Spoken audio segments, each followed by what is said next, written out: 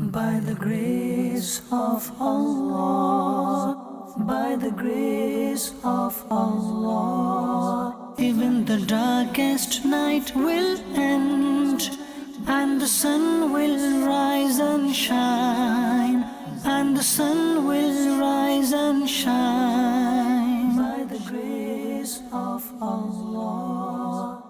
Alhamdulillahi Rabbil Alameen Wassalatu wassalamu ala Sayyidil Mursaleen Amma ba'd fa'audhu billahi minash shaitanir rajeem Bismillahir Rahmanir Rahim As-salatu wassalamu alayka ya Rasulullah wa ala alika wa ashabika ya Habiballah As-salatu wassalamu alayka ya Nabi Allah wa ala alika wa ashabika ya Nur Allah. Viewers of Madani Channel, welcome to Arise and Shine, the early morning program only on a Madani Channel. And today, what is it? It's another beautiful day here in the UK, inshallah azza wa jalla. And I pray that we all have a very good day, and during this day we can utilize this day in doing what we should be doing and not doing what we should not be doing.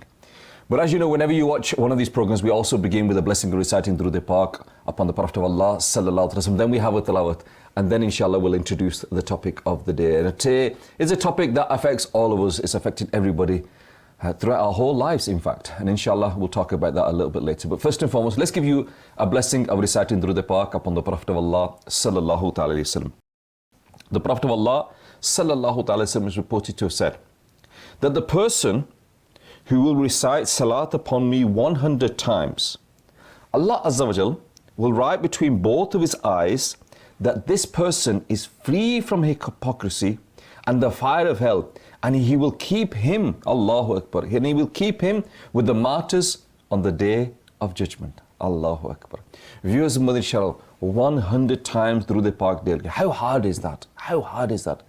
Okay, if you think it's hard, let's say you think it's hard to recite 100, you haven't got time, you're such a very busy person, and to be honest, 100 through the Park will only take you 5 minutes. But if you were to recite 100 through the Park before your namaz and after, 10 before, 10 after, 10 before, 10 after, 10 before, 10 after, then inshallah azza wa jal, that'll be 100 in a day. So it's very easy to recite 100 through the Park. So please make habit.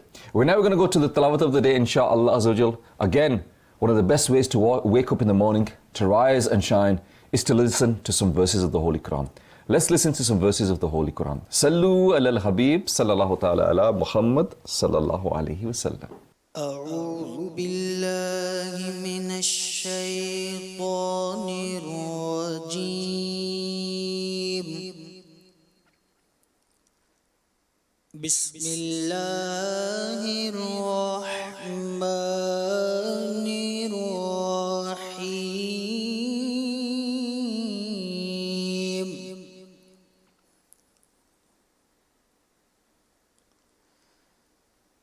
وإذا ما أنزلت سورة نظر بعضهم إلى بعض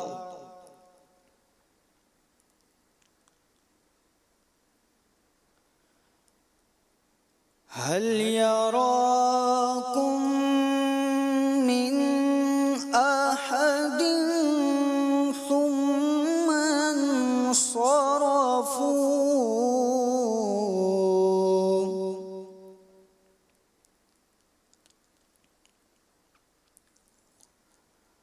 صرف الله قلوبهم بأنهم قوم لا يفقهون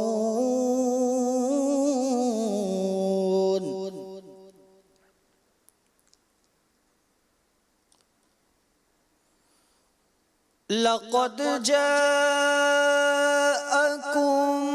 رسول من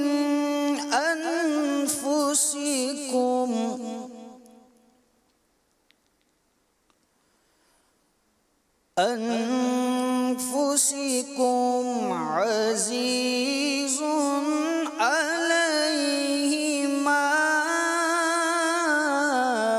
عنتم حريص عليكم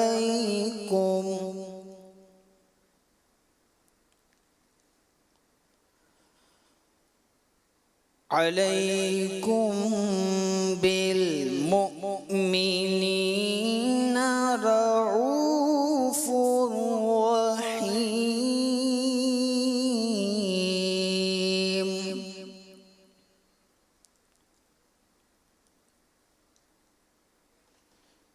فإن تولوا فقل حسبي الله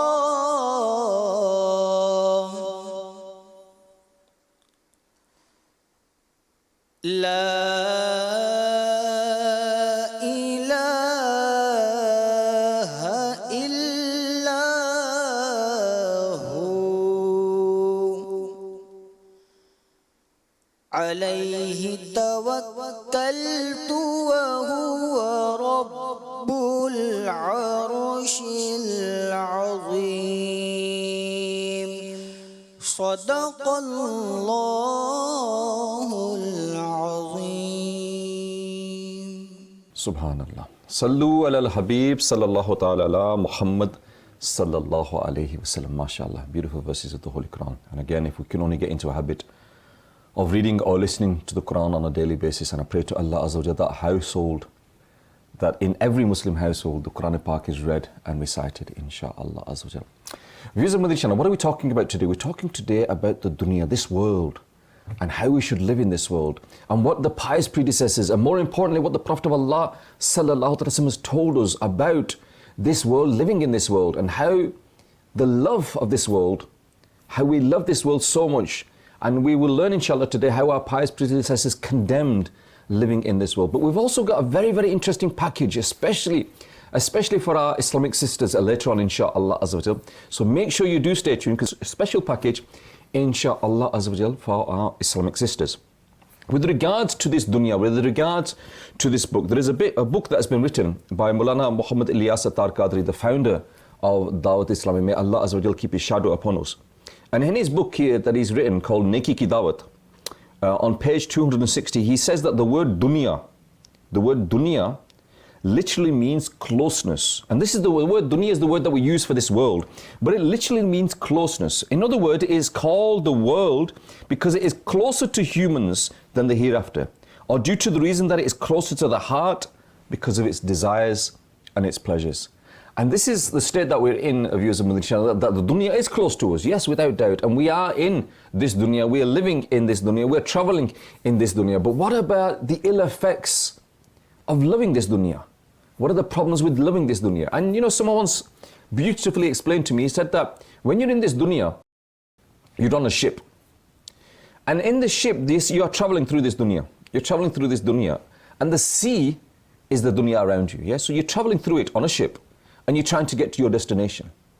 Now, if you stay in the ship and don't keep on going after the sea, then you'll get to the destination. But what happens is when the sea, the water starts coming inside your ship, yeah, then as the water, more and more water gets inside your ship, then you struggle to get to your destination because you become overcome by this dunya. Sayyidina Allama Badruddin Aini, Rahmatullahi Ta'ala, stated that before the home of the hereafter, all creation is referred to as the world. Therefore, from this viewpoint, gold, silver, and every necessary and unnecessary thing bought against them is included in the world. So viewers of Madani Channel, today we're going to talk about some of the things of what is the dunya, how should we live our life in this dunya, how should we view the dunya, should we love it, should we grasp it, or should we just pass through this dunya as if we are a traveler. And inshallah we're going to hear some of the sayings of the Prophet of Allah sallallahu ta'ala wasallam. But today, like every day, viewers of Madani Channel, many viewers, when they switch on Rise and Shine, they want to listen to the tilawat of the Quran, and then they wish to listen to the daily kalam, inshallah. So now we're going to go, inshallah, to the daily kalam, the kalam of the day. Sallu ala al-Habib sallallahu ta'ala ala Muhammad sallallahu alayhi wa sallam. Sallallahu alayka ya Rasulallah wa sallam alayka ya Habiballah.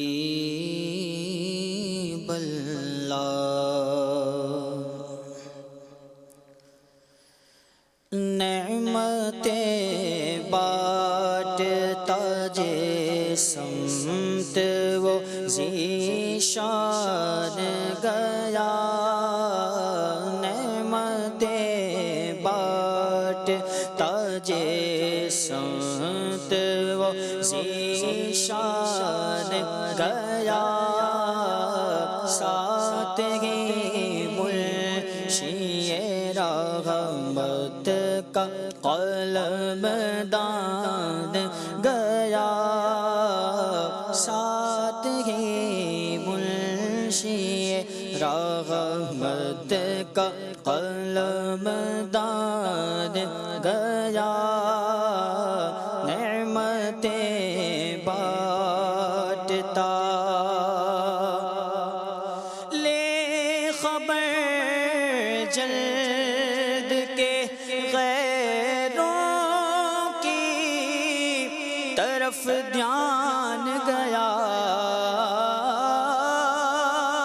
لے خبر جلد کے غیروں کی طرف دھیان گیا میرے آقا میرے مولا تیرے قربان گیا میرے آقا میرے مولا تیرے قربان گیا دل گئے وہ دل گئے وہ دل جو تیری یاد سے معمور رہا دل گئے وہ دل جو تیری یاد سے معمور رہا سر گئے وہ سر جو تیرے قدموں پہ قربان گیا سر گئے وہ سر جو تیرے قدموں پہ قربان گیا انہیں جانا انہیں جانا انہیں مانا نہ رکھا غیر سے کام انہیں جانا انہیں جانا انہیں مانا نہ رکھا غیر سے کام للہ الحمد میں دنیا سے مسلمان گیا للہ الحمد میں دنیا سے مسلمان گیا نعمتیں بانٹتا سمت وہ ذیشان گیا اور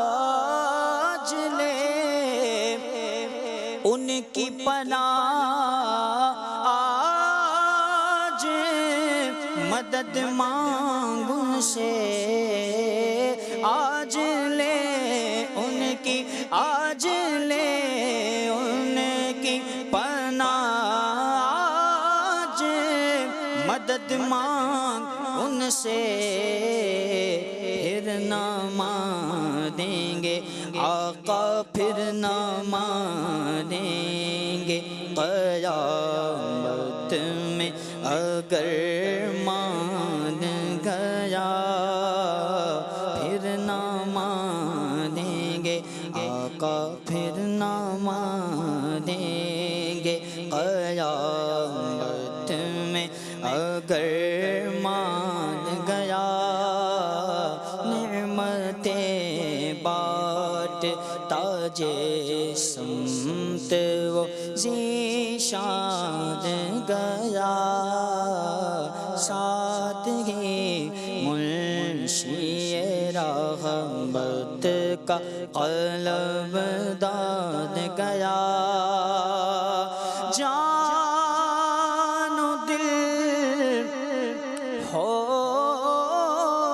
होशो खैरत सब तो मदीने पहुँचे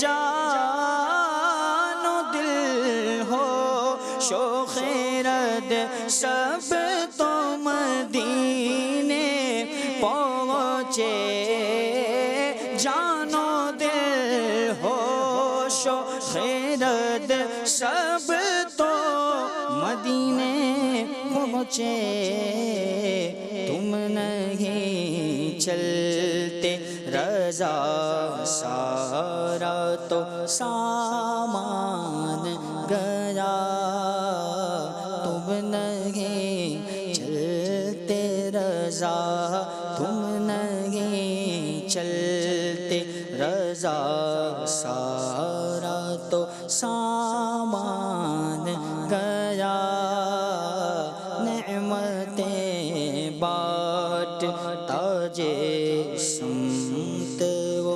ज़ीशान गया साथ ही मुंशी रहमत का कलमदान गया। Allah.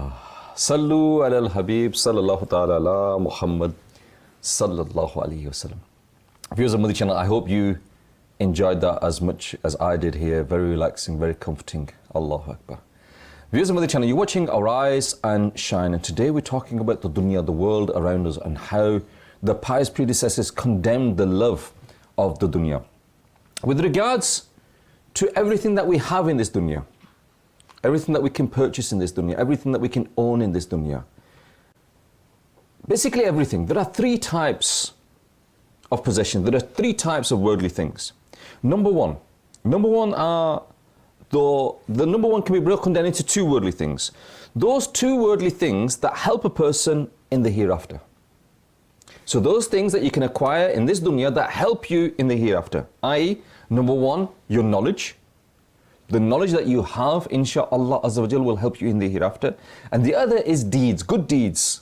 The deeds that you are, as a result of them deeds, you are worshipping Allah Azza wa Jal. Those good deeds that please Allah Azza wa Jal, those good deeds that please the Prophet of Allah Sallallahu Alaihi Wasallam, them are the things, whatever they are. And again, that is a whole new chapter of things that we can be involved in, whether it's spending money in the way of Allah Azza wa Jal, whether it's worshipping Allah Azza wa Jal, whether it's doing nafal ibadat, sadaqah, whatever it is, all of these things, these are the things, the good deeds that will enable you, that benefit you in the hereafter.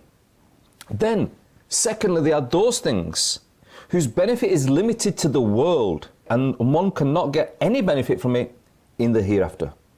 So there are certain things that we do in this dunya that will get benefit here, but will not get any benefit in the hereafter. And in fact, we might even get displeasure in the hereafter. We might even get, punishment in the hereafter. For example, getting pleasure from sins.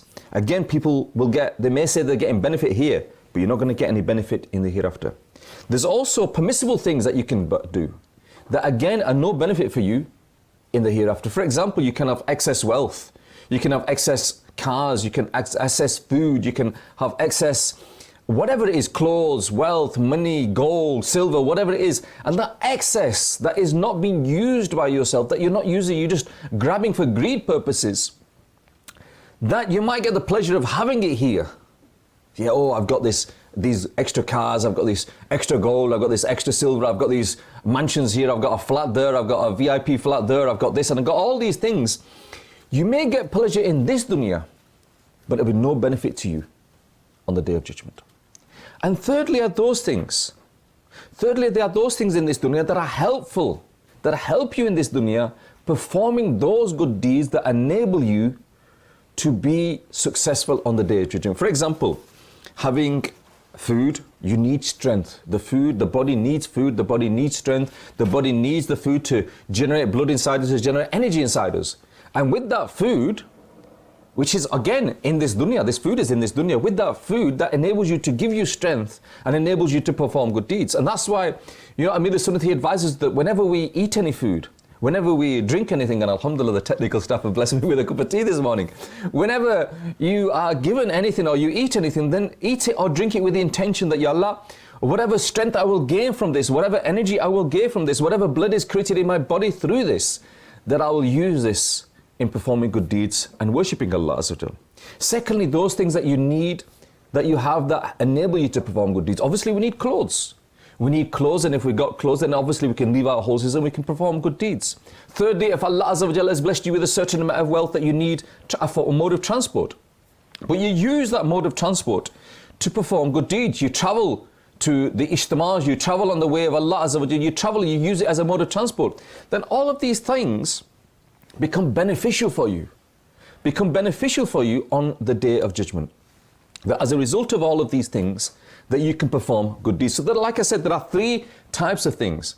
And so, we're not going to condemn everything that's in this dunya, because in this dunya, those things that will enable us to attain the pleasure of Allah Azza wa Jal.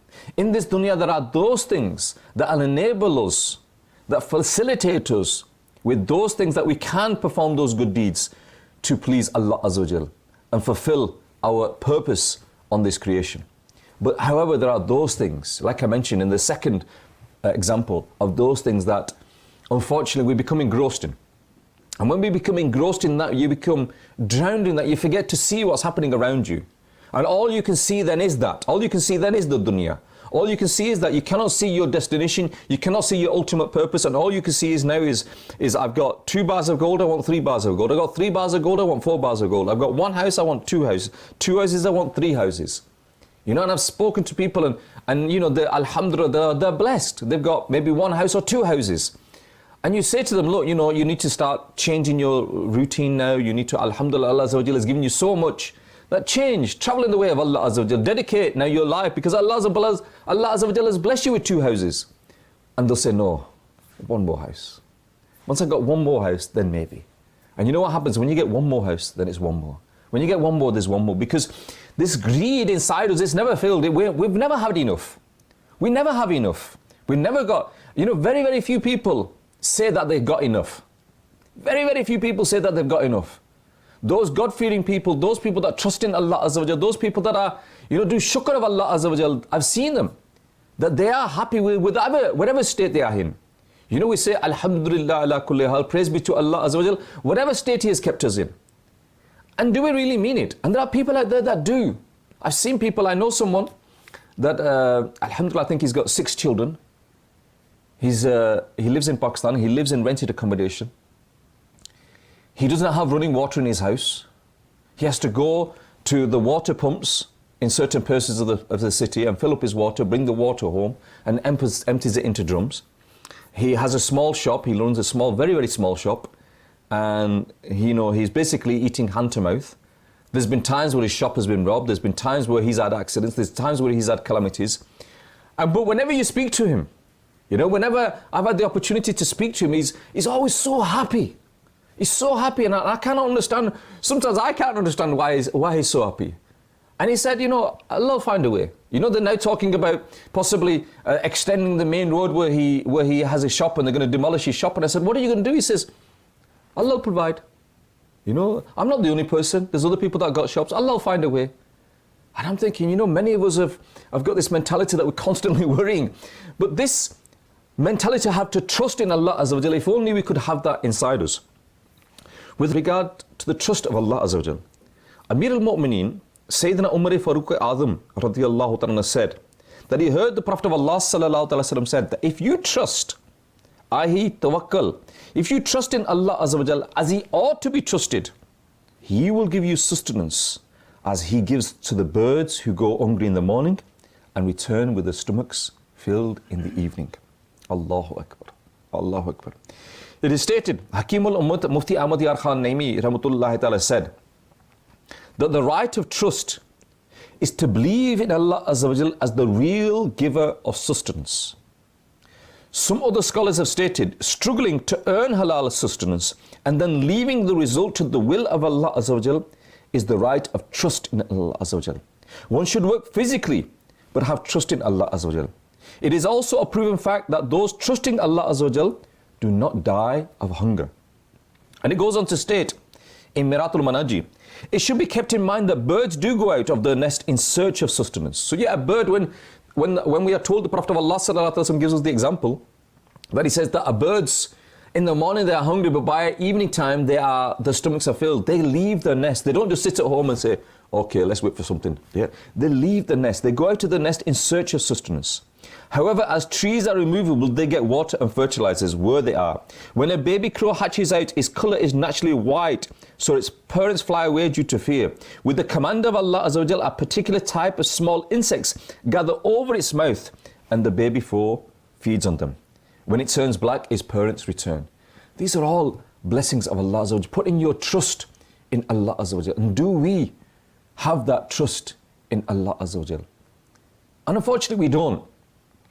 We have more trust in our manager, our boss, that, you know, he's the person that provides for me. He's the person that I need to make sure that I keep happy, yeah? Because if I don't keep my boss happy, he's gonna, you know, I'm gonna lose my job. If I don't keep certain person happy, then I'm gonna lose my house. If I don't keep certain person happy, then this is gonna be happening. And yet we're busy keeping all of these people happy, yet we're forgetting to keep Allah Azza wa Jal happy. You know, there was a story I once read about somebody who decided to go on the Hajj. And when they went on the Hajj, they wanted to go different to the way that we do.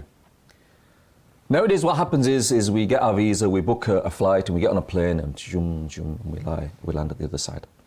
This person, he said, no, I want to go by foot. And the reason, well, there was many reasons. Because he didn't have money. He didn't have money, so he wanted to travel there. And so he had enough money to basically get himself from UK to Europe. So he got a flight to Europe, the cheapest flight there. And wherever he landed, he earned some money. He earned some money there, did some work, and then he would get a coach or a train ticket, and he would make the next journey. Then he would make the next journey. And in some cases, he would get lifts, he would get people to take him there. So he was basically living day by day. And there was 3 of them. And one day, what happened was, they'd had a good day. You know, they're working in some farmer's field, and I think the farmer was asking them to pick berries or pick fruit. And they picked a lot of fruit, and the farmer gave them, you know, a good sum of money. And so they had this good sum of money, so they went to a cafe, and they sat down there, and they had a really nice meal. And they had the pastries, the cakes, and they had the coffee and everything. And there was somebody that was watching them and realized that they were foreigners and started to talk to them and started to ask them, you know, what are you doing? What are you doing here? How long are you here as tourists? And they explained that they are traveling on the journey of Hajj. And they said to them that, you know, we're traveling on this journey, and, you know, we're earning day by day. And the person that was talking to them was looking at the food that we're eating and thinking to them, well, okay, you're doing this, but why don't you eat what you need to eat, yeah, instead of eating lavishly today, yeah, and save something for tomorrow? And that way, the amount of money that you spent today on the food that you had today, that money might last you 3 or 4 days. And the beautiful reply that one of them gave was, he said that Allah gives us. The money that we've got today, Allah has given us. The food that we have got today, Allah has given us. If we have enough money to buy food tomorrow, then Allah Azza wa Jal won't need to provide more for us. So we leave everything to Allah Azza wa Jal. We put all of our trust in Allah Azza wa Jal. Allah will provide for us. And you know, the journey, the story continues. And when they actually got on the Hajj, when they performed the rukn of the Hajj, and they were having their haircut, they only had 6 dirhams with them. They only had 6 dirhams with them. But throughout the whole of this journey, they put the whole trust in Allah Azza wa Jal. Throughout the whole of this journey, whatever they did, they put the whole trust in Allah Azza wa Jal, whether they were traveling, whether it was raining, whether they didn't, you know, whatever they lost, whatever problems they faced, they put the whole trust in Allah Azza wa Jal. And as they are lining up to having their hair shaved, they asked each other, how much is it going to cost? And they said, well, we don't know. And they emptied the pockets, and amongst themselves, all 3 of them, all they had was 6 dirhams. And the person that was cutting the hair, as he was cutting the hair, someone asked him how much, and he went like this with 2 fingers, yeah? And so they thought, okay, 2, that's okay, we're okay, we've got enough, we've got 6 divided by 2. But then what they saw was that when the person had his hair cut in front of them in the queue, he gave 20 dirhams. He gave 20 dirhams, so they're thinking, oh no, we've not got enough money now. And they started doing dua, Ya Allah, what do we do now? Ya Allah, obviously we need to have our heads cut, we need to be shaved and everything, but we don't have money. But all of this journey, they put the trust in Allah Azza wa Jal. The line starts to go forward slowly, slowly. And they kept, basically they were silent, they were just looking at each other. They didn't speak, because obviously they could see what was happening, so they didn't say anything, so nobody could hear what they were thinking, nobody could hear what they were, you know, so because they weren't saying anything. And the person in front of them, when he had his hair cut, he said to the barber that here's 80 dirhams, 20 for me, and I want to pay for the shaving of the heads of 3 people that are behind me. And alhamdulillah, the 3 people that were behind them, they then got the shaving of that done. So again, this is putting trust in Allah Azza wa Jal, putting the faith in Allah Azza wa Jal. And Allah Hazrat Maulana Shah Imam Ahmad Raza Khan Rahmatullahi Ta'ala said that tawakkul does not mean giving up sources, but rather it means not having trust in the sources. In other words, tawakkul is not to give up sources, but rather tawakkul is that one should not trust sources. So we should continue to work, we should continue to strive. I'm not saying to you, sit at home and say, okay, yeah, everything's going to come. Yeah. I mean, this cup of tea that's come on my table, it came because there was tea bags here, there was milk here, or I actually came here. I came here. The tea didn't come to me, I came to the tea. Yeah. So alhamdulillah, they brought the cup of tea to me. So this is again having trust in Allah Azza wa Jal. But do we?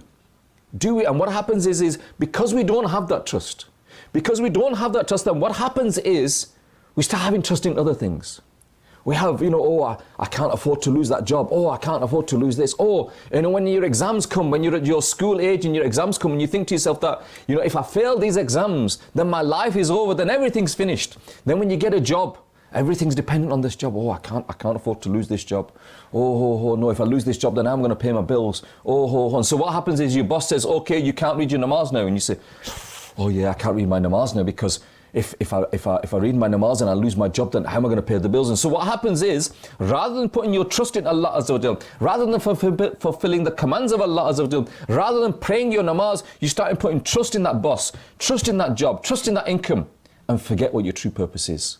And ultimately what happens is, by putting your trust in other things, you start committing the sins. Committing the sins by putting the trust in your job and your boss and all these other things, you start missing your namaz. By putting your trust in the fact that maybe you're I don't know, a taxi driver or something like that, and you think, no, if I stop to read my namaz now, then I won't earn enough money. I won't be able to pay the bills. I won't be able to do that. And so what happens is now you miss your namaz. Or if I fast tomorrow, then I won't be strong enough to go to work. I won't be able to perform my job role. I won't be able to do this. I won't be able to do that. So now you're putting your trust in your whole body rather than trusting Allah Azza wa Jal. Allah Azza wa Jal is the one that's telling you to pray 5 times a day. Allah Azza wa Jal is the one that's telling you to fast during the month of Ramadan. Does He not know us? Does He not know our bodies better than us? Does He not know our strength better than us? Of course, without doubt, Allah Azza wa Jal knows us. And so if Allah Azza wa Jal is commanding us, then that should be our priority, viewers of Madani Channel. That we pray 5 times a day, that we fast during the month of Ramadan, and then inshaAllah Azza wa Jal, Allah will provide. And viewers of Madani Channel, I can talk to you about many examples, many personal examples that I've had, where Allah Azza wa Jal, I believe, has blessed me. Blessed me that if I've made a good intention to do something, and then I think to myself, well, how am I going to do it? I want to do this. I've made a good intention to do this. But how? And honestly, viewers of Madani Channel, Allah Azza wa Jal provided from places where I would never ever dream of providing. Money has come in to help me, assist me, because I've made that intention, and to fulfill that intention, I've had provisions, I have resources come in from places I would never have imagined. Allah Azza wa Jal, if you put your trust in Allah Azza wa Jal, we're making good intentions. Don't put your trust in Allah Azza wa Jal, oh, Ya Allah, help me to establish my drug dealing business. Yeah, I put my trust in Allah Azza wa Jal that Allah will help me. No. If you put your trust in Allah Azza wa Jal in whatever good deeds you do, whatever halal sustenance you search out to, then inshaAllah Azza wa Jal, Allah will provide for you. Viewers of Madani Channel, you're watching Rise and Shine, and we have the daily reminder, inshaAllah Azza wa Jal. Let's go to the daily reminder. And again, what is the daily reminders? The reminders are those things that basically we're doing all day. We're doing this all day. We're trying to make us think, make us reflect, make a change in our lives. So now let's listen to the daily reminder. Sallu ala al-Habib sallallahu ta'ala ala Muhammad sallallahu alayhi wa sallam. By the grace of Allah, by the grace of Allah. My dear Islam brothers and viewers of Madani Channel, welcome back to our daily reminder. And today, inshallah Azza wa Jal, I've taken a daily reminder from this very beautiful verse of the glorious Quran. Allah Azza wa Jal, He mentions in the Quran, وَلَا تَنِيَا فِي ذِكْرِي, and do not slacken in my remembrance. Yani do not be slackened in the remembrance of Allah Azza wa Jal. And Allah Azza wa Jal has mentioned in many places about the remembrance of Himself. فَاذْكُرُونِي أَذْكُرُكُمْ وَاشْكُرُوا لِي وَلَا تَكْفُرُونَ. Allah Ta'ala also mentions that, O believers, you remember me and I shall remember you as well. Now when we remember Allah Azza wa Jal, just imagine when Allah Ta'ala will remember us, such a high rank that person will be, that Allah Ta'ala will be remembering that person. Subhanallah, Allah Ta'ala will have mercy upon that person. Allah Ta'ala will shower His blessings upon that person, when it means that Allah Azza wa Jal will remember that person. And always remember to yourself, وَلَا تَنِيَا فِي ذِكْرِي, and do not slacken in my remembrance. Always read this verse of the Holy Quran. Inshallah Azza wa Jal, we will not be slackened off. What happens? Because we are humans, generally, we start to slack off. We'll do something good, and then we'll slack off, we'll back off, and then what will happen is slowly the shaitan, he will whisper in our minds, in our hearts, and he will take us away from that ibadat of Allah Azza wa Jal. And as Muslims, we should be getting stronger and stronger. Someone asked a pious person that how would a person be strong in the remembrance of Allah Azza wa Jal? And one of the things that the pious person, he says that when your age is increasing, your piety should be increasing as well. Now remember, ask yourself, when was the last time that I remembered Allah Azza wa Jal, just for the sake of Allah? Not because I'm going to get good deeds, not because I'm going to be granted paradise because of this, just for the sake of Allah Azza wa Jal. Never ever slacken off, because Allah Azza wa Jal is the one who has given us this power. Once a pious person, he was walking through a jungle and he was doing the zikr of Allah Azza wa Jal, and then the shaitan came to him, and the shaitan whispered in his mind, "Oh yeah, that you are remembering Allah Azza wa Jal. Do you get a reply from it?" And he says, "No, I don't." And he goes, "So why are you remembering Allah Azza wa Jal when you are not getting a reply from Him?" So the shaitan worked on him, and what happened was he stopped the remembrance of Allah Azza wa Jal. And then he had another thought. He heard a voice from the unseen that, "Oh person, tell to the shaitan, say to the shaitan, and ask yourself, who gave you this power to remember Allah Azza wa Jal?"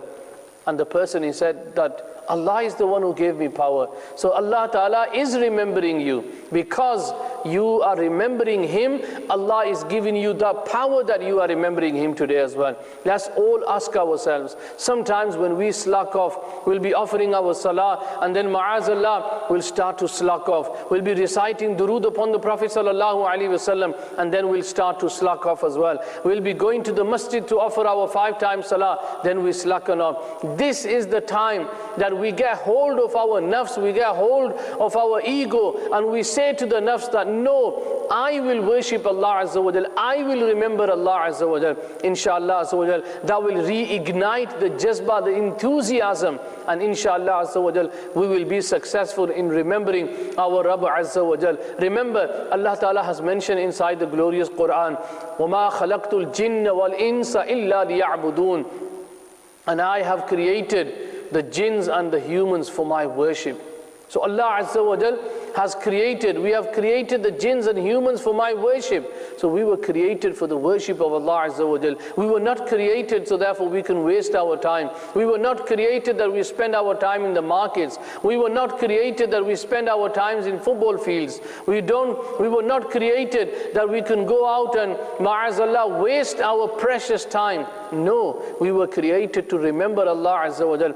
Every time, whenever this thought comes into your mind, always remember this verse of the Holy Quran, وَلَا تَنِيَا فِي ذِكْرِي, and do not slacken in my remembrance. Inshallah Azza wa Jal, my dear Islamic brothers and viewers of Madani Channel, once we start to remember our Rabb Azza wa Jal again, and inshallah Azza wa Jal, once we are more powerful, that we do not get slackened off from the remembrance of Allah Azza wa Jal, we will be successful in this world and in the hereafter. And this is what this life is all about, to please your Rabb, to worship Allah Azza wa Jal in such a manner that our ibadat, our worship is all accepted in the court of Allah Azza wa Jal. And then whatever Allah Ta'ala has planned for the Muslims in the hereafter, inshallah Azza wa Jal, we can enjoy the better life of the hereafter. May Allah Azza wa Jal give me and all of us the ability to remember Him. Let me just mention to you last time, وَلَا تَنِيَا فِي ذِكْرِي, and do not slacken in my remembrance. Ya Allah, we remember you. Ya Allah Azza wa Jal, we will never slacken off, inshaAllah Azza wa Jal. Sallu ala al-Habib, sallallahu ta'ala ala Muhammad, sallallahu alayhi wa sallam. By the grace of Allah, by the grace of Allah. Sallu ala al-Habib, sallallahu ta'ala ala Muhammad, sallallahu alayhi wa sallam. Viewers of Madani Channel, our daily reminder, again, words of reflection, words to make us think. And I hope that by listening to these daily reminders, we actually do think and ponder over them. That is the aim of them. To give us food for thought, to make us realize that this dunya is very short. We're not going to be here for long. And what are we going to do in this dunya? What are we going to achieve in this dunya? What are we going to take forward in this dunya? And that's what we're talking about today, viewers of Madani Channel. We're talking about the fact that what happens is that we become engrossed in the love of this dunya, that we forget our true purpose. We forget where we are going. And you know, when someone passes away and you go to the funeral and you see the dead body there and you look at it, there's a reason that we go and look at the dead body. A reason that we look at the dead body and we think to ourselves that, look, you know, that person's there today. Tomorrow that could be me. And you know, every day that, you know, nowadays you have these social media groups, and we have social media groups in our local town and the nearby towns, and basically they let you know if anybody's passed away, and so that you can obviously, you know, go and console them, go to the janazah. And obviously at the moment the situation is different, but you know, we're kept up to date with any people that's passed away. Previously what would happen is if someone passed away, you'd probably never hear about it, you know, unless it was quite close to you. Now we're hearing within the community, within the town, anybody's passed away. So you're getting daily messages that people are passing away, and they might put a picture on the social media group so that you recognize that person if you can't remember his name. And again, yes, you see the 70-year-olds and the 80-year-olds, but you're seeing the 30-year-olds and the 40-year-olds and the 20-year-olds. And then, you know what's interesting is that they'll put their achievements, what they achieved, yeah? And they'll say, oh, he was the chairman of this society. Oh, he had a successful business, and oh, he did this, and oh, he did that. And you think to yourself, okay, yeah, but being a chairman of a society, what does he achieve now? You know, how he's not going to take that nameplate with him. You know, when you've got a big position in this dunya, then they put a nameplate on your door, director, chairman.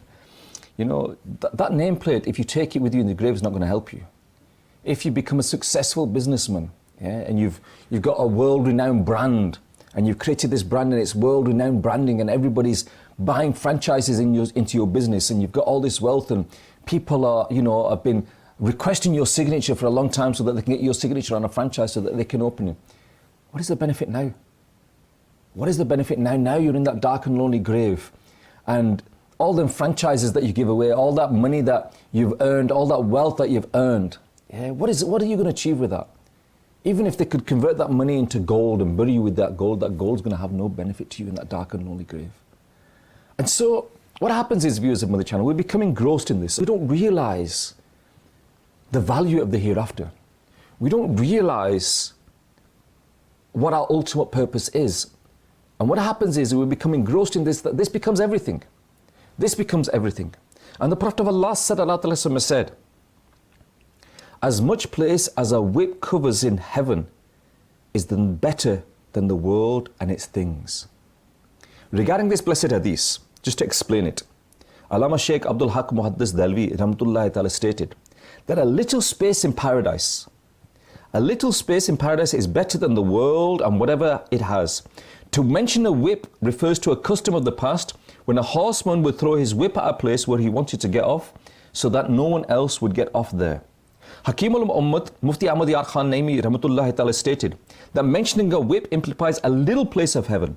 Indeed, heavenly favors are eternal, whilst worldly things are mortal. Worldly comforts come with troubles, whereas heavenly favors are pure.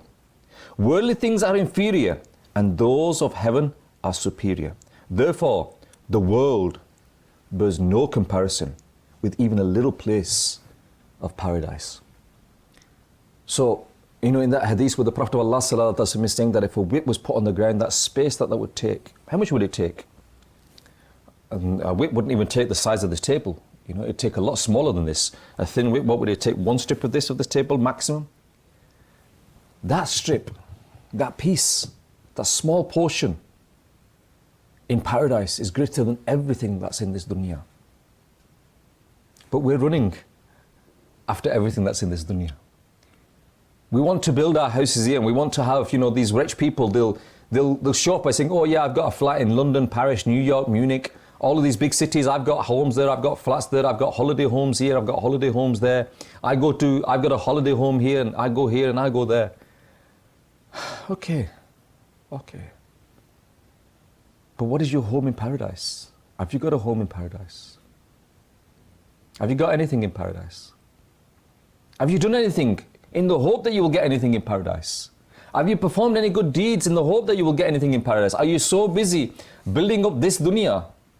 And you know, what's amazing is, to build a house in paradise and to build a house in this dunya. To build a house in this dunya is so hard. People have to work hard, and people have to, you know, save up for 20, 25 years, 30 years to be able to buy that house. But pleasing Allah Azza wa Jal, praying 5 times a day, insha'Allah Azza wa Jal, you'll be granted an abode in paradise. Which is the easiest one? Ask yourself. Working 12 hours a day, overtime, struggling, striving, saving, not spending when you want to spend, saving all that money, struggling so that you can pay for that house, pay the installments on that house, repair that house, maintain that house, and then say, I've got a house, and then die and you got nothing with you. Or praying 5 times a day, fasting during the month of Ramadan, paying the zakat, and performing the hajj. If you were to do that, then insha'Allah Azza wa Jal, Allah will grant you a house in paradise. Tell me, which one is the easiest to achieve? And the problem is, viewers of Madani Channel, it's our nafs. Our nafs says to, no, I want the results now. You know, when it comes to certain things, we want the results now. But why is that not always the case? Why is it that sometimes you will invest money and you'll say, okay, I'll invest this money and I'll get the return in 10 years' time. People, you know, like I've seen in Babul Medina, Karachi, there are certain areas in Karachi where people invest in plots. They buy plots, and what happens is, when they buy a plot, they know that that plot will not return any real value for 5 years, 10 years. It's in a scheme where, yes, in the future it will be very valuable, but not now. Oh, no, you need to invest. If you want, invest your money here, and in 5 years' time you'll make money. In 10 years' time you'll be rich. In 20 years' time you'll be very rich. But now, invest it and forget about it. And people do. People put these long-term investments. So you have long-term investments in the dunya. Why do you not have these investments in the akhirat? Why? Because you think it's such a long term? Well, you don't know how long that term is. You don't know how your term is, how long your term is in this dunya. And what happens is when this term in this dunya finishes, you haven't got any time then left to invest in the akhirat. So this is the time to invest in the akhirat. Because now you have time. And when this time finishes, remember this, viewers of Madani Channel, fortunate is he, very, very fortunate is he, who when the angel of death comes, and he is fortunate to recite the kalma on his lips. And we're told that at that time, you know, to perform 2 nafil is more valuable than everything that is in this dunya.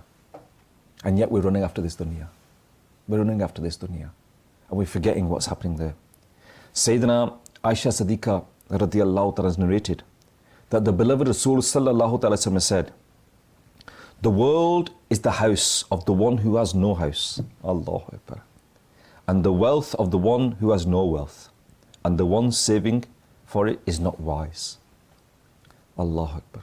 Sayyidina Abdullah bin Umar radiyallahu ta'ala has narrated that the Prophet of Allah sallallahu ta'ala once held my shoulders and said, live in the world like a stranger, like a traveler. Sayyidina Ibn Umar radiyallahu ta'ala said, if you are alive in the evening, then do not wait for the morning. And when you are alive in the morning, do not wait for the evening. And make preparation for illness when you are healthy, and for death in your life. Allahu Akbar. Just to give you a practical example, viewers of Madani Channel. Here, I'm sat here, I'm in the UK at the moment.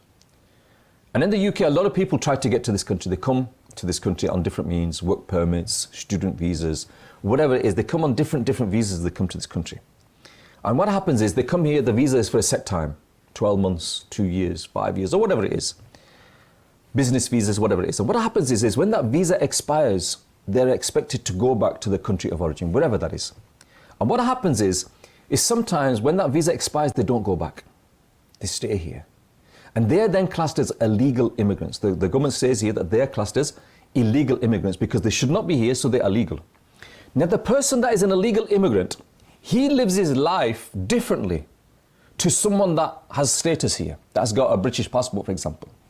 The illegal immigrant, he's always concerned, he's always worried, he's always looking behind his shoulder, thinking to himself that, you know what, I'm going to get caught sooner or later. And anyone he sees that is suspicious, that he doesn't know, he runs away from them because, oh, he could be one of the authorities that's coming to arrest me. And so he's always alert that he's going to get caught. And the other thing that he does is he doesn't build any mansions here in the UK.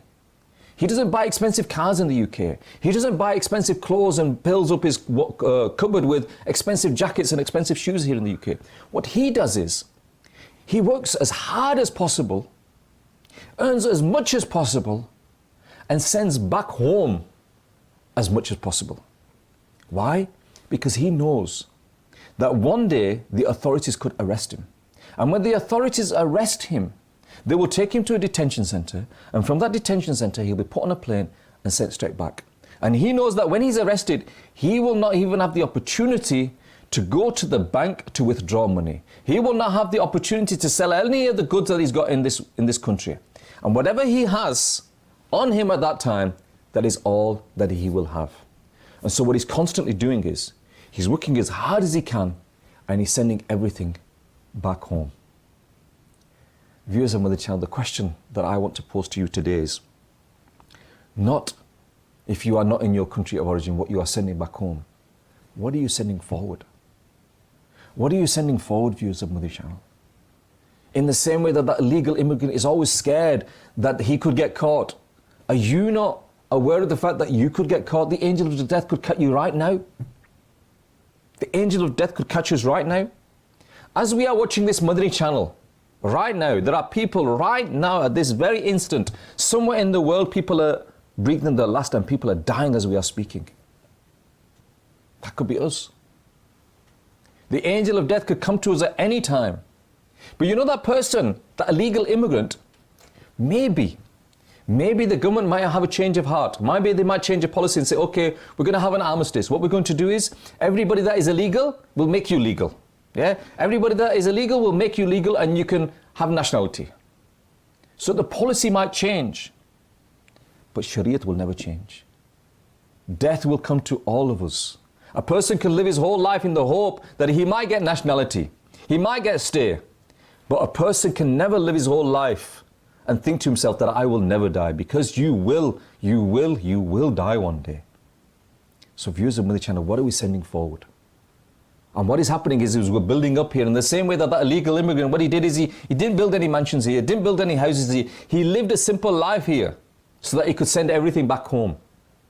In the same way, we should live a simple life here and build our akhirat rather than building our dunya. I'm not saying, no, I'm not saying that it's not wrong. I'm not saying that it is wrong to have a nice house here. I'm not saying it is wrong to have a car here. I'm not saying it's wrong to live, to give shukr to Allah Azza wa Jalla, that if you are blessed with wealth, to show it and have a nice house, a nice car, nice things. I'm not saying that, but what I'm also saying is that whilst building your house here, think about building your house in the hereafter.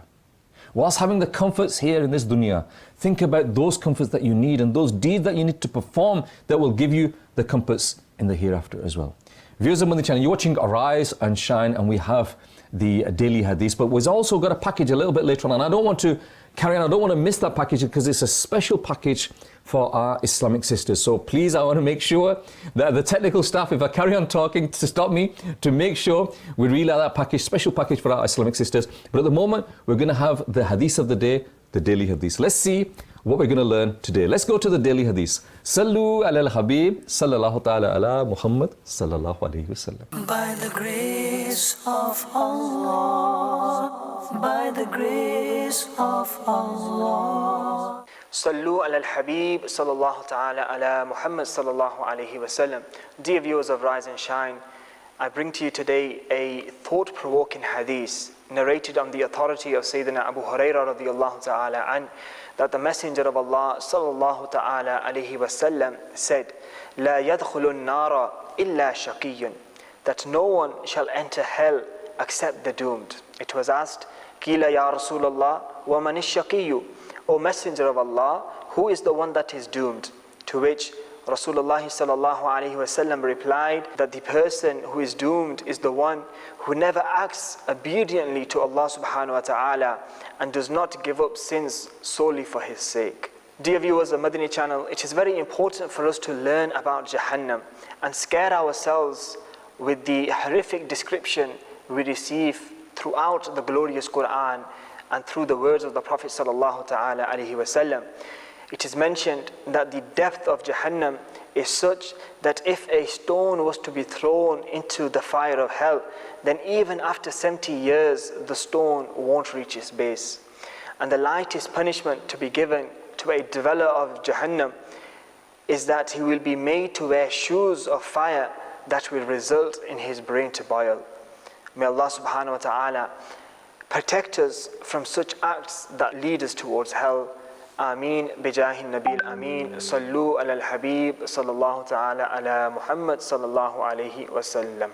By the grace of Allah, by the grace of Allah. Sallu ala al-habib sallallahu ta'ala ala Muhammad sallallahu alayhi wa sallam.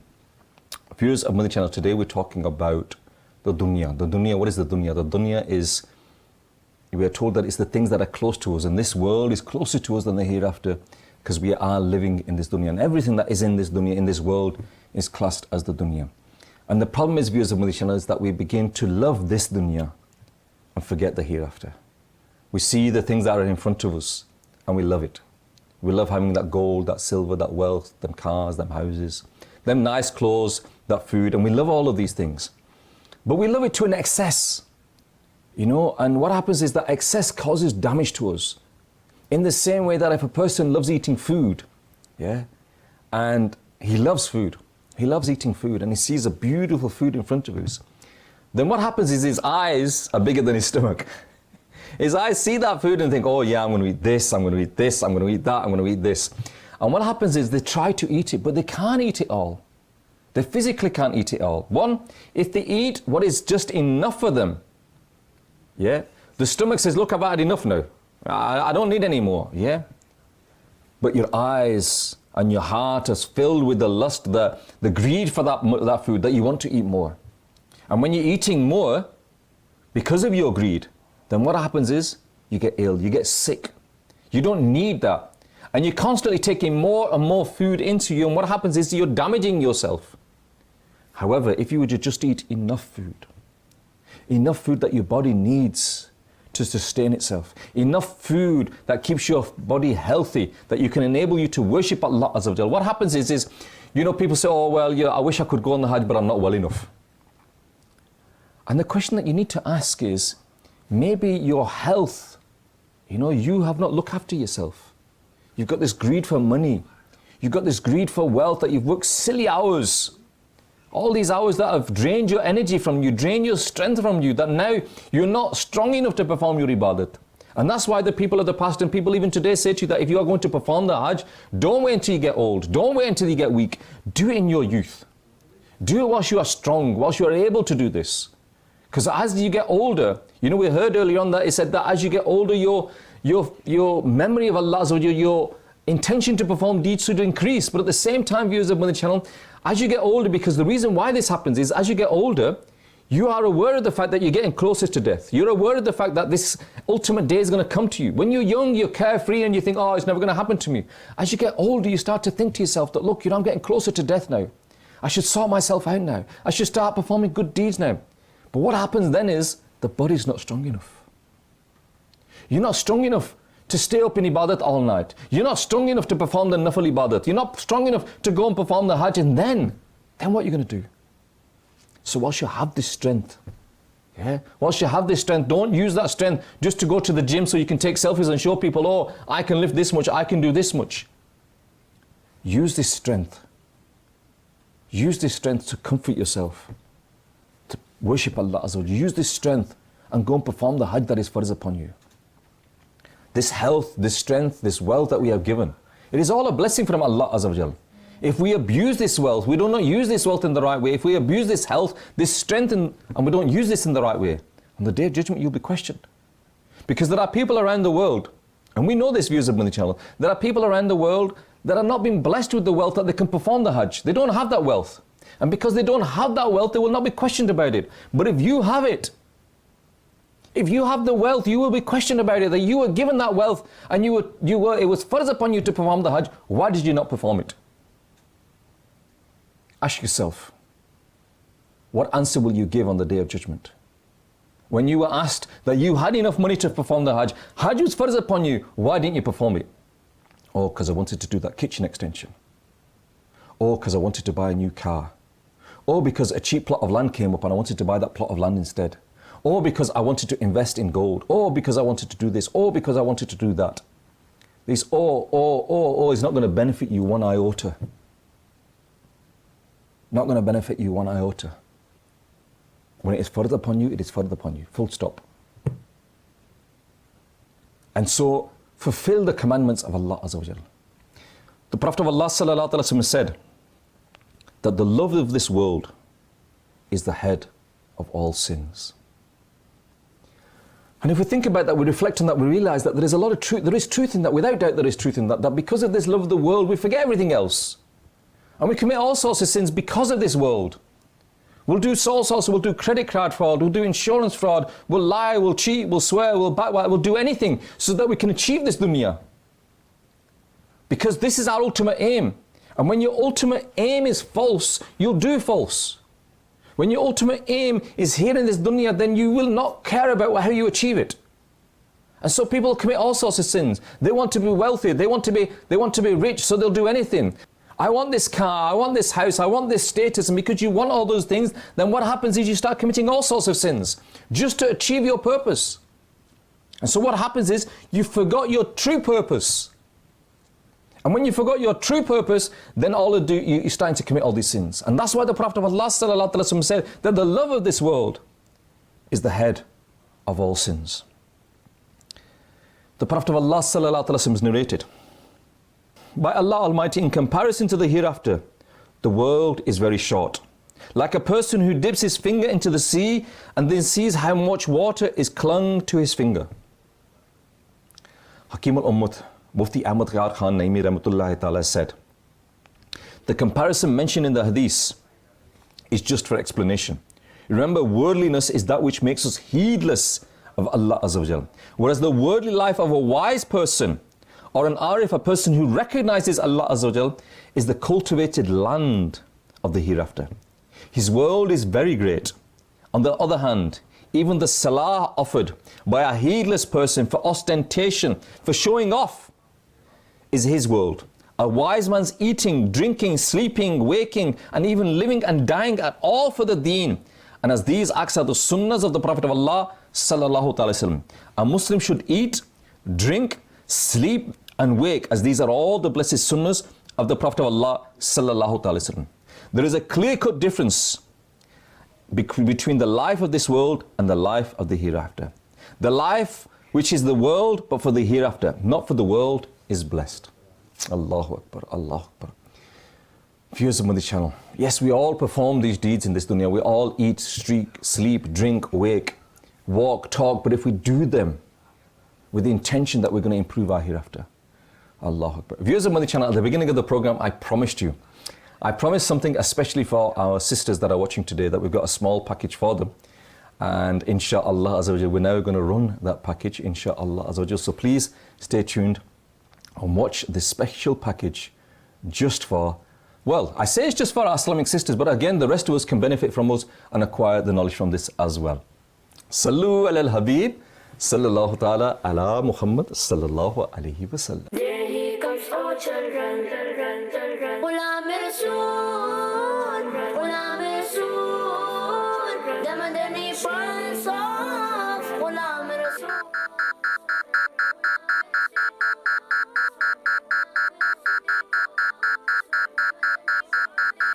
Can you spot Fatima, what are you doing? Come on, give it to me. Showing respect for the azan. Stop your conversation and all the activities and reply to the azan and an abundant reward. Allahu Akbar, Allahu Akbar. Khanis Fatima, do you and Zainab know method of salah?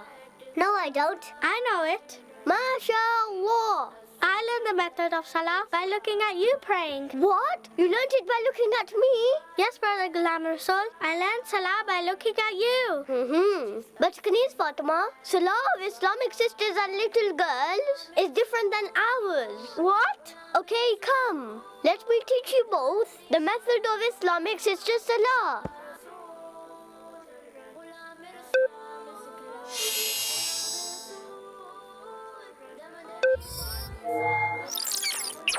So first of all, you have to say Allahu Akbar and raise your hands up to the shoulders under your scarf or the shawl.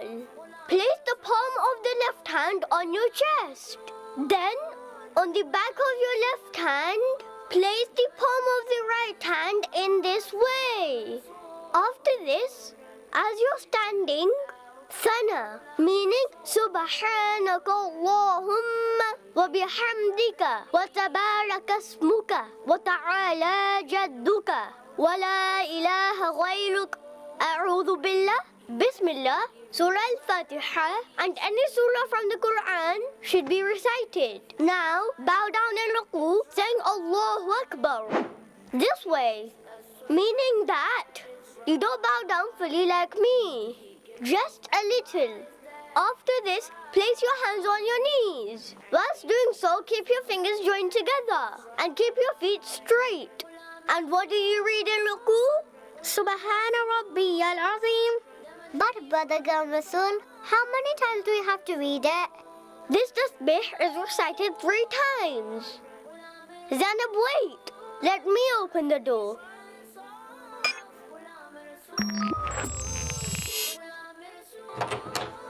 Assalamu alaikum wa rahmatullahi wa barakatuh. Wa alaikum assalam wa rahmatullahi wa barakatuh. Brother Fizan, is everything okay? How is everything? Yes, everything is fine. Actually, I was passing by your house, so I thought, why not meet you as I'm passing by here anyway? Oh, that's really good that you have come. Please, come inside. You too, learn the method of Islamic sisters salah. So, Khanis Fatima, where did we get up to in learning the method of salah? We have to say 3 times, Subhana Rabbiyal Azim in ruku. After this, Sami'a Allahu liman hamida will be read and stand absolutely straight. And then we need to read Allahumma Rabbana walakal hamd. MashaAllah, Khanis Fatima. Allahumma Rabbana walakal hamd. Yes. Now after this, say Allahu Akbar and go in sajda in such a way that first knees, then hands. Then place your head between both your hands in such a way that first nose, then the forehead touches the ground. You should look at the nose in the sajda. In sajda, fold yourself together like this. And keep both your feet out, like this. And what do we read in sajda? Subhana Rabbiyal A'la. MashaAllah. And this has to be read 3 times as well. Yes, this is also recited 3 times. Now after this, you raise your head in such a way that first lift forehead, then nose, and then hands. Then take both feet out towards the right side like this. Place the right hand in the middle of the right thigh and the left hand in the middle of the left thigh. This way.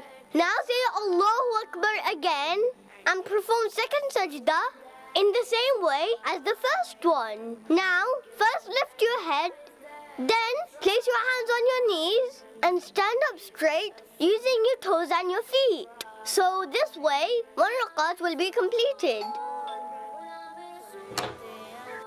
Assalamu alaikum wa rahmatullahi wa barakatuh. Wa alaikum assalam wa rahmatullahi wa barakatuh. Brother Ghulam Rasul, is Brother Faizan over here? Yes, he is. Come inside. I was teaching Kidneys Fatima the method of Islamic Sister Salah. You too, learn it. Brother Faizan, I saw you. You opened up the birds of Uncle Babu, and then all his birds flew around. What? You ran away from there on your scooter, and people kept catching the birds. Anyways, they caught all the birds and locked them up inside the cage. Brother Fizan, this is very bad. Brother Ghulam Rasul, handle of my scooter got bumped into it, which opened up the door of the cage. I did not do so deliberately. Okay, be careful next time. And Brother Numan, you shouldn't have either mentioned this about Brother Fizan in front of everyone. So where were we? Now in second rakat, recite Bismillahir Rahmanir Rahim, then Alhamd and another surah. And then perform ruku and sujood just like before.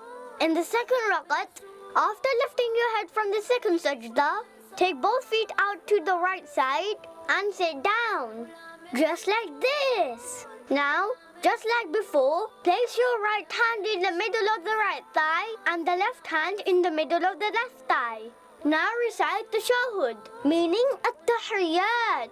And in Tashahhud, when you reach near the letter La of Ashhadu an la ilaha illallah, then form a circle using the middle finger and the thumb of the right hand. And join the little finger and the ring finger with the palm. And when you reach the letter La, then raise your index finger, just like this. But do not move it around. And when you reach the letter Illa, then put it down and rest all your fingers on the knees straight away, just like before. Then recite the Durud Ibrahim, and then any Dua Ma'thura. Brother Ghulam Rasul, what is Dua Ma'thura? The duas mentioned in Quran or Hadith are called Dua Ma'thura. So now, to complete your salah, first, turn your face towards the right shoulder and say Assalamu alaikum wa rahmatullah. And then, say the same whilst turning your face towards the left shoulder. This way, you'll complete your salah. And if it's not the last rakat, then after At-Tahiyyat, you will have to stand up again and complete your remaining salah. Brother Ghulam Rasul, how would I memorize this salah? Kidneys Fatima, you can watch this clip of Ghulam Rasul, Method of Islamic Sister Salah, on YouTube as well. And practice your salah. Wow, Brother Ghulam Rasul, that's amazing. Method of Sister Salah on YouTube? I would definitely tell about this to my elder sister. Yes, I will also watch this video. And will also show this video to my mom. Dear girls, today we learned the method of Islamic Sister Salah from Brother Ghulam Rasul. This is how you have to read namaz as well. And if you want to learn a lot of knowledge and gain a lot of information about Salah, then for this, you should get the book of Amir of Ahlul Sunnah called Salah for Islamic Sisters and read it. And yes, from now on, you will be able to watch Ghulam Rasul cartoons and kids programs on our Facebook page, Kids Madani Channel. And also subscribe our YouTube channel, Kids Madani Channel. And follow us on the same address on Instagram and Twitter as well. The Madani Pulse of Ghulam Rasul. MashaAllah. Sallu ala al-Habib sallallahu ta'ala ala Muhammad sallallahu alayhi wasallam. Viewers of Madani Channel, you're watching Rise and Shine. You just saw some of the Madani pool from Ghulam Rasul, and alhamdulillah, a lot of children in the homes are singing to themselves, Ghulam Rasul, okay, Madani pool. They're enjoying it, mashallah. And again, this is one of the departments of Dawah Islami that is active, these cartoons, if you wish to call them, Ghulam Rasul, that educating the children, providing for the children. And this is why we also have an Islamic channel specifically now for kids. That inshallah, going forward, will be broadcast completely separately, and we're hoping to have a separate channel here in the UK for kids, inshallah, in the future. But today on Madani Channel, viewers of Madani Channel, you're watching Rise and Shine, and we are talking about this dunya and the love of this dunya. And again, once again, we're blessed with a guest, alhamdulillah, all the way from South Africa. It is our South African brothers that keep on blessing us. It is the UK brothers that normally not as available. MashaAllah, may Allah reward our South African brothers. MashaAllah, today we have Amiruddin Bhai. Assalamu alaikum wa rahmatullahi wa barakatuh. Wa alaikum assalam wa rahmatullahi wa barakatuh. MashaAllah. Jazakallah, Amiruddin Bhai, for giving us time this morning. May Allah reward you. Alhamdulillah. And also you as yourself for all the efforts you put in to educate the Ummah. Alhamdulillah. And hosting this very good program. Alhamdulillah. Achha, Amiruddin Bhai, today we're talking about the dunya, the love of the dunya. And obviously, within this dunya, there are things that we need to do. We obviously need to perform good deeds and everything. But what happens is we're becoming engrossed in the dunya and we forget everything. And we talked about how the Prophet of Allah ﷺ has told us that this is the head of all sins and that living here, the problems that we're facing. But what I want, because we're coming towards the end of the program now, we've only got probably another 7 or 8 minutes with you, is just during these last 8 to 10 minutes, how can we get the right balance in our lives? How can we live in this dunya? We have to live here, without doubt. We have to live here, but how can we get the right balance where, yes, we live in this dunya, yes, we have the clothes, we have the house, we have the food, we have all these things, but at the same time, we get the right balance where we also prepare for the hereafter as well. And I was hoping, Amiruddin Bhai, you can give us the answer to today's problem, which is this one. Okay, the scholars explain, and this I think is a very important point, that if we constantly remember death, you see, there's something that many of us do not realize, that there's a hadith of our beloved Rasul sallallahu alaihi wasallam, where he dipped his blessed finger in water, and when he took the water out, he told the companions, "Can you see the drops of water in my finger, on his blessed finger?" And he said, "This is your life in the dunya compared to the uncountable amount of drops of water in all the ocean." Allah. So now, the reason why many of us lose focus is, as I said, love of dunya is so attractive. And that has its own reason and own background as well. Because if we just step back into history, when we were focused in pleasing Almighty Allah, we were leaders of nations. If you look at the glorious period in Spain, Muslims obviously were obviously pioneers of many sciences. They had developed universities, and we had great scholars who are even renowned even today. So because they were focused on the reality of their existence. But as we know, when the love of dunya went into their hearts and they started going more to materialism, we can see the end result, what happened. We lost our status in many countries, even in Muslim countries where we are. People have lost the fear of us. Because beloved Rasul sallallahu alaihi wasallam, there's a beautiful hadith where he explained our condition. He said a time will come when people will like they're eating food, they'll invite people to eat. That means to destroy the ummah. And then the companion asked, will we be few in numbers? He said, no, you will be huge in numbers, but you will be like the foam on the ocean. That means nobody will respect and fear you. So then he said the reason for this is that he said, one is that Allah will take the fear of you from the hearts of the enemies, and He'll put wahan in your heart. So when they asked what is wahan, he said love of dunya and fear of death. Allah. Now this, if you want to be successful, it means we must not fear death. Now if we don't fear death, that means we're preparing for death. And if we are fearing death, that means we've got too much love of dunya in our heart. So we've got so much of the dunya, we're scared that when we die, we're not going to enjoy all this. So for us to be successful, this hadith is very important. That means he said the fear of death will be removed from our heart. This is a sign of our time. When you go to the graveyard, like in South Africa, you'll have pre-made graves. Yes. I said when you go to the graveyard, go to one of these empty graves, stand there and reflect. One day you're going to be sleeping here. Now maybe you own a mansion. You got air conditioner, you got a soft bed. Look at what your end home is going to be. Whether you're a pauper or you're multi-billionaire. This is your final home. Are you thinking about this at all? Now, a very important point in this thing is that if we consider what the hadith of our beloved Rasul sallallahu alaihi wasallam, where he said, our life in the earth is like one drop on your best finger. You wanted to say something, President? No, I was just saying that, mashallah, it's the same thing here, Amiruddin, by that we have these pre-made graves, that, like over there in South Africa, that we have the graves that are already dug, and what happens is sometimes they'll put some planks of wood over them, sometimes they'll put a sheet over them. And like you said, I also, whenever I go to the graveyard, I look at the empty grave, and I think to myself that, you know, what is the person doing that, you know, this grave is already destined for him, what is he doing? And like a lot of people, when they go on the Hajj and the Umrah, they get the coffin there and they sprinkle drops of Zamzam on it. And, you know, that it makes you think that the grave is ready, your coffin is ready, and the question is, are we ready? You know, and it was just something that you said made me think about that. As I said, if we think of death, it means, like one person mentioned this, and it really struck me. What he said, that if, and in his hand he had a piece of string, and say the size of the string, and like the size of your finger, and he said this portion, this size, is like your life in the earth. And he said, imagine the string is continuing out of the house, around the universe, and it's like infinity. That means it's going forever. And what you have in your hand is this small piece. This is your life on the earth. And he said, imagine now, you are an adult, half of this time went in school, in college.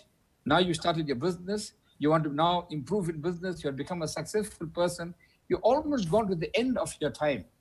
But you haven't thought about this everlasting life. Your whole focus has been on this little span, and your success is determined on what you do in this little part of your life. Allah. That means if we spend our entire life only focusing on our careers, and not even, there are many people who are professionals, who are well known, renowned in many fields, but they don't even know how to read Salah properly. They don't even know anything much about Deen. And there's one story that comes to my mind, and this came on Madani Channel. I think it's happening in the UK. There was an Islamic brother, he mentioned, there was a famous physician, he passed away. And he was staying in an exclusive area in the UK. And his son was also a physician. And he knew very little about Deen. So when his father passed away, he didn't know what to do. And by coincidence, he saw someone with a green amama. And he said, this person, you know what, my father passed away, please come and do whatever you have to do. And when this person went, he was shocked to see the body was in the bathroom and it was smelling because the body was beginning to decay. And the place was full of people. And because this guy lived in an exclusive place, most of his friends and people that came to sympathize were non-Muslims and dignitaries. So he was shocked. He asked, why did you put your father's body in the bathroom? He had told him, because I didn't know what to do. So imagine the father educated his son so much. He's famous in the dunya, but he didn't even know what to do for his own father when he passed away. So this is the condition of many of our people. We don't forget, I mean, we are so engrossed, not only making our careers good in the earth, even of our children, but we forget what really matters is knowledge of Deen. Again, how do we become successful? Look how fortunate we are that we have the mahul of Dawat Islami. You want to learn anything about Islam, it's as close as your internet. That means go to www.dawatislami.net and you can learn whatever. There's so many fields that you can learn. But the most important is Fard Ulum, which is important for us to know how to live our life. But how many of us are interested in improving ourselves spiritually, which is going to matter in the hereafter? Imagine you and I are now talking about this. If it wasn't for Dawat Islami, where would we be today? Allah. Would we be talking about these things? How much we must appreciate Amir al-Sunnat and what he has done, his vision. So what we're saying now, the easiest thing for us is now contact, if you want it on your own, www.dawatislami.net, look at what is on offer and see what you like. If you don't know how to read Quran properly, tajweed is taught. If you don't know how to read Salah, Salah cause is given. These are essential knowledge.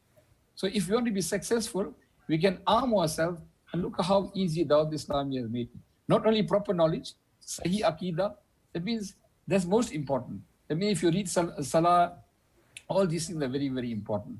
And we have been made, as I said, fortunately we are with this mahal of Dawat Islami. And this is what we should propagate. You want to be successful, gain knowledge and amal. Because knowledge without amal is useless. That means, and again, you'll find there's so many things that and forces us to do amal. And again, in the Mahawal of Dawud Islami, Madni Namat, but normally you'll travel on Madni Kafila. Inshallah. We do the practical as well. So again, now, if we are in the Mahawal of Dawud Islami, and if you don't earn a place in Jannah due to laziness or attraction of this world dunya, then we are to blame. Jazakallah Amiruddin Bhai, time is very, very short. We're coming to the end of the program. And Jazakallah, may Allah Azza wa Jalla reward you for this time that you've given to us. Assalamu alaikum wa rahmatullahi wa barakatuh. Wa alaikum salam wa rahmatullahi wa barakatuh. MashaAllah, MashaAllah. Viewers of Madani Channel, that was Amiruddin Bhai from South Africa, Pretoria in South Africa. May Allah Azza wa Jalla reward us. And I think the words that he mentioned, we had another package that we wanted to run, but I think we're out of time today. But I think the main message that we got there is that we need to reflect, we need to think that time is short, this dunya is short. And one of the things is to think about death. And unfortunately, we don't think about death. We think it's never going to happen. We put it to one side. And then when we do think about it, we're scared of it. And because we're scared of it, we never prepare for it. We keep on putting it to the back. You know, you have certain things in your mind that you're scared of. And what you do is you push them away. You keep on pushing them away because you don't want to think about them because you're scared of them. Whereas you can only solve a problem if you bring that problem to the forefront. And you know, when you know that you're going to face something, you're going to face something in your life, that you're going to face a situation. For example, you know that a court case is coming up. And what you do is you plan for it. You prepare for it. You'll get advice for it that, look, how can I deal with this situation? It's a difficult situation that I'm going to face. How do I deal with it? And you get advice from everybody. And you'll go to the best solicitors, the best lawyers, and you get advice of how to face that situation. Because it's something that you're going to face. In the same way, viewers of Madani Channel, death is something that all of us are going to face. How many of us have gone and asked someone, look, what do I need to do to make my death easy? What do I need to do that will enable me or benefit me when I'm in that dark and lonely grave? What do I need to do that will enable me to cross the bridge of Sirat? What will I need to do that will enable me to attain the pleasure of Allah Azza wa Jal and ultimately enter paradise? How many people have we asked for advice for that? You ask for advice on how to get a cake place. You ask for advice that if you're applying for a visa to go to a different country for a work permit, you'll get 100 people's advice. You'll spend time on the internet searching that, oh, if I apply for a visa like this, then I'll be successful. If I apply for a visa like this, I'll be successful. Oh, I can get a visa in this country for 2 years. I can do it this way and get 5 years. Or if I do this, or if I do that. We do all of these things. But how many of us, the viewers of Madani Channel have asked people that, look, that this is a journey that I'm going to make. We find about what vaccinations we make. We find about what papers we need. We find out about what clothes we need, what things we need, what currency we need when we're making any journey in this dunya. What about that journey? What currency do you need that will benefit you on that journey? What things that you need to do to prepare yourself for that journey? What things do you need to obtain in this dunya that will help you when you're on that journey? You know, people make all these journeys in this dunya, but they prepare and plan. You plan for all of your journeys. You know, people are planning for, oh, we're going to get married in the winter, we're going to get married in summer, we need to do this, we need to do this, we need to do this, we need to do this. And you plan and you prepare and you do all sorts of things. But what about that journey? Viewers of Madani Channel, please, I humbly request to each and every one of you that Dawah Islam is here. Why? To enable you to prepare yourself for that journey, so that you can plan for that journey, so you can become aware of what you need to perform that journey, to become aware of what you need to do right now in this dunya to enable you so that your dark and lonely grave is better for you. So that when you're on the bridge of Sirat, that you can perform those deeds that enable you to cross that. So that on the day of judgment, when you face Allah Azza wa Jal, you're not facing Allah Azza wa Jal with shame, but you're facing Allah Azza wa Jal with hope and mercy, that Allah Azza wa Jal will forgive you and accept all of your good deeds. So viewers of Madani Channel, please reflect, please change. And today is the day to change. Today is the day to change. Not tomorrow, not on Jummah, not next Ramadan, not when I built that house, not when I've done all these things. Today. Today is the day to change. Today in the UK, what is it? It's nearly 11 o'clock. Now we're coming to the end of the program. Today, make a promise to yourself that today I'm going to perform the Salatul Zuhr. I'm going to perform Salatul Asr. I'm going to perform Salatul Maghrib. I'm going to perform Salatul Isha. And tomorrow morning, I'm going to perform Salatul Fajr as well. And I'm going to continue with that deed for the rest of my life, insha'Allah Azza wa Jal. Viewers of Madani Channel, you've been watching Rise and Shine. And insha'Allah Azza wa Jal, tomorrow, same time, same place, but with a different topic. But in the meantime, Keep watching Madani Channel. Sallu ala al-Habib sallallahu ta'ala ala Muhammad sallallahu alayhi wasallam. By the grace of Allah, by the grace of Allah, even the darkest night will end, and the sun will rise and shine, and the sun will rise and shine. By the grace of Allah.